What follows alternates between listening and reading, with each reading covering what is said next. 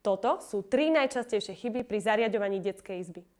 Prvá chyba je totálne podceňovanie zónovania. Keď nie je jasne oddelený priestor na hranie, spánok a učenie, vzniká v izbe chaos. Dieťa sa len ťažko sústredí a už vôbec nevie, kde čo patrí.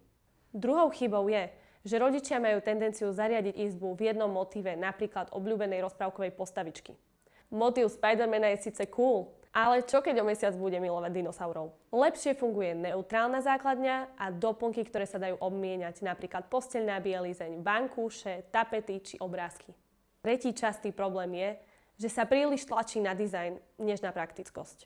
Koberec, ktorý sa ťažko čistí a nábytok, ktorý sa veľmi rýchlo poškriabe, spôsobí skôr viac škody ako radosti.